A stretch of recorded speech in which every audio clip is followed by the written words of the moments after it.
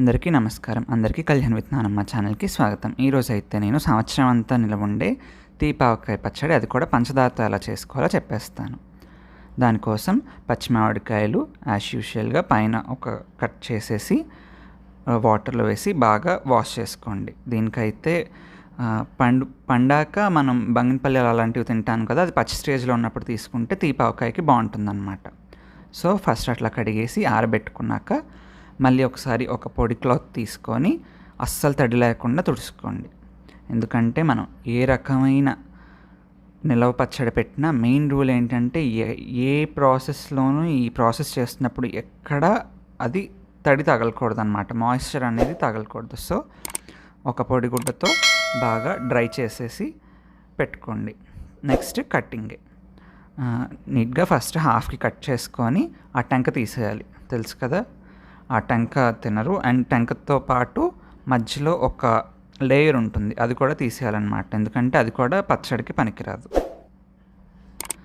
So first హాఫ్కి cut చేసుకోండి, అన్ని కాయలు కూడా హాఫ్కి కట్ చేసుకొని ఆ టెంక తీసుకున్నాక నెక్స్ట్ ప్రాసెస్లోకి వెళ్ళాలంటే నెక్స్ట్ కట్టింగ్ ప్రాసెస్కి వెళ్ళాలి.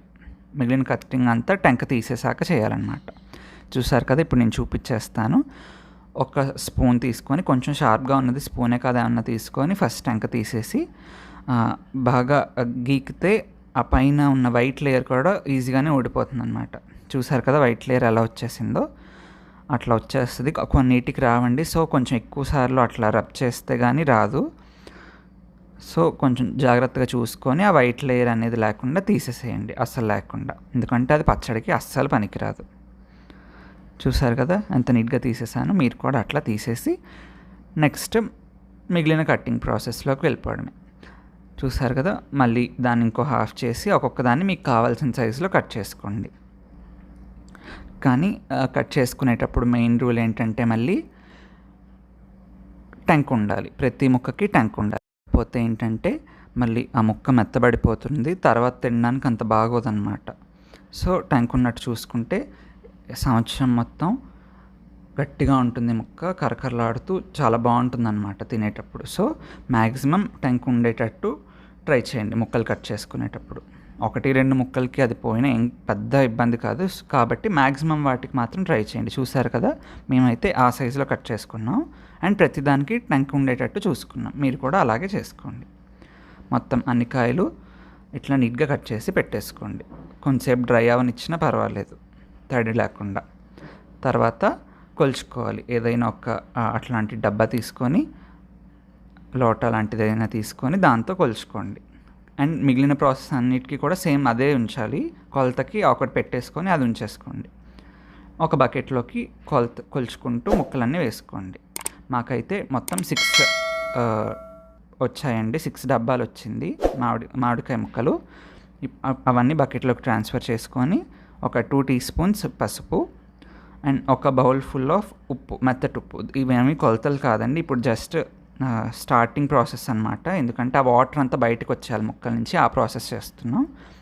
అండ్ ఒక బౌల్ ఉప్పు వేసాం కదా, సేమ్ ఒక బౌల్ పంచదార అండ్ కొద్దిగా కారం, ఒక 2 టేబుల్ స్పూన్స్ కారం, పచ్చళ్ళ కారం వేసుకొని బాగా మిక్స్ చేసేసేయండి. ఇప్పుడు చేతులు పెట్టేస్తే కనుక డట్ లేకుండా శుభ్రంగా చేతులు కడుక్కొని అస్సలు తడి లేకుండా కలిపేసుకొని మూత పెట్టేసి నెక్స్ట్ డే దాకా దాన్ని ఏం చేయకండి. నెక్స్ట్ డేకి చూస్తే వాటర్ అంతా బయటకు వచ్చేసి ఉంటుంది అనమాట, ఆ పచ్చి మామిడికాయ ముక్కలో నుంచి. ఉప్పు వేసి పెట్టాం కదా, సో అందుకని వాటర్ వదిలేస్తాయి బయటికి.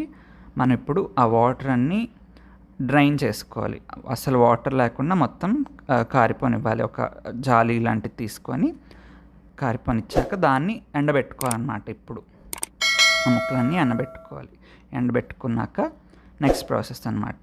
మనం కొలిచి పెట్టుకున్నాం కదా, దాంతో 6 డబ్బాలకి, ఇప్పుడు నేను చెప్తున్నాను కాబట్టి 6 డబ్బాల మామిడికాయలకి హాఫ్ డబ్బా మెత్తటుప్పు అండ్ హాఫ్ డబ్బా, కావాలంటే ఇంకొంచెం ఎక్కువైనా వేసుకోవచ్చు, అటు ఇటు మీ టేస్ట్ని బట్టి కూడా చేసుకోవచ్చు. నెక్స్ట్ హాఫ్ డబ్బా ఆవపిండి, అలాగే నెక్స్ట్ ఏం వేసుకుంటామంటే మనం పచ్చళ్ళ కారం, అది కూడా హాఫ్ డబ్బా. మీకు మీ టేస్ట్ని బట్టి అండి, హాఫ్ డబ్బా అయితే సరిపోతుంది. మీకు మీ టేస్ట్‌ని బట్టి మీరు పెంచుకోవచ్చు, తగ్గించుకోవచ్చు. పంచదార కూడా ఎక్కువ పడుతుంది. ఒక 2, 3 డబ్బాస్ వేసుకోవచ్చు. 2 అయితే ఎక్కువ. 2, 2.5 అయితే సరిపోతుంది పంచదార. అంతే, చూసారు కదా. అవన్నీ వేసుకొని అందులోకి ఇంకొంచెం పసుపు, ఒక 2 టేబుల్ స్పూన్స్ అయితే సరిపోతుంది పసుపు. అది చూసారు కదా. ఇప్పుడు పసుపు కూడా వేసుకున్నాం. అండ్ ఒక గుప్పెడు మెంతిపిండి, వేయించి పొడి చేసుకున్న మెంతిపిండి. అండ్ ఒక గుప్పెడు వెల్లుల్లి. పచ్చళ్ళలోకి ఆ వెల్లుల్లిపాయలు వేస్తేనే మంచి టేస్ట్ అండి. ఇంకొక గుప్పెడు, ఒక ముద్ద వెల్లుల్లి పేస్ట్ అనమాట. మనం డైరెక్ట్ వెల్లుల్లిపాయలు వేస్తాం అండ్ పేస్ట్ ఒక చిన్న ముద్ద వేసుకోండి. మంచి టేస్ట్ అనమాట. ఏ పచ్చళ్ళకైనా ఆ వెల్లుల్లి తగిలితే మంచి రుచి. ఎంతమందికి ఇష్టమో తెలియదు, మాలో అయితే అందరికీ నచ్చుతుంది. సో ఒకసారి మీరు కూడా వెల్లుల్లితో ట్రై చేసేయండి. వేసుకున్నాక అవన్నీ ఒక ప్లేట్లో వేసుకున్నాం కదా, బాగా మిక్స్ చేసుకోండి అన్నీ.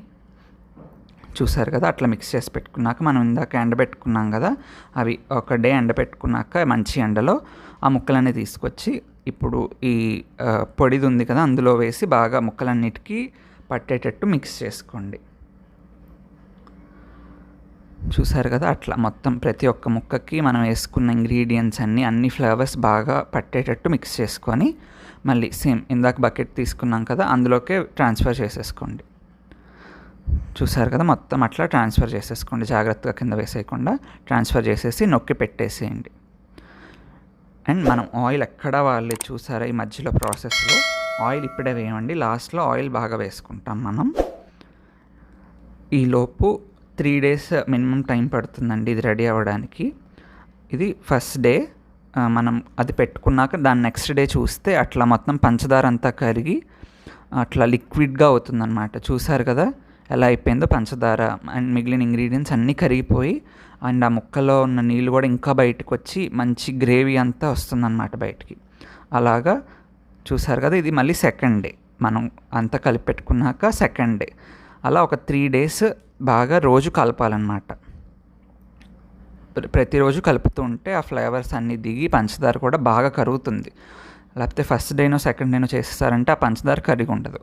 ఇప్పుడు 3rd day వచ్చాక మళ్ళీ ఒకసారి కలిపి ఆయిల్ వేసుకోండి. ఒక 1/2 kg ఆయిల్ అయితే వేసేసుకోండి. నువ్వుల నూనె అయితే ప్రిఫరబుల్లీ బెటర్, లేకపోతే మీకు నచ్చితే సన్ఫ్లవర్ ఆయిల్ కానీ గ్రౌండ్ నట్ ఆయిల్ కానీ మీ చాయిస్ బట్టి ఆయిల్ కూడా వాడుకోవచ్చు. ఇప్పుడు ఆయిల్ వేసి కలిపేసుకోండి. అంతే, పికిల్ అయితే రెడీ అండి. ఇంతకన్నా పెద్ద ప్రాసెస్ ఏం లేదు, కాకపోతే పంచదార కడగడానికి కొంచెం టైం పడుతుందంటే. ఇప్పుడు మనం జాడీలోకి వేసేసుకోవాలంటే ఫస్ట్ జాడీ కడిగి బాగా ఎండబెట్టి తడి లేకుండా పచ్చడి వేసే ముందు ఫస్ట్ కింద కొంచెం ఆయిల్ వేసుకోవాలి. మనం పచ్చడిలోకి ఏ ఆయిల్ అయితే వాడామో సేమ్ ఆయిల్ కొంచెం కింద వేసుకోవాలి.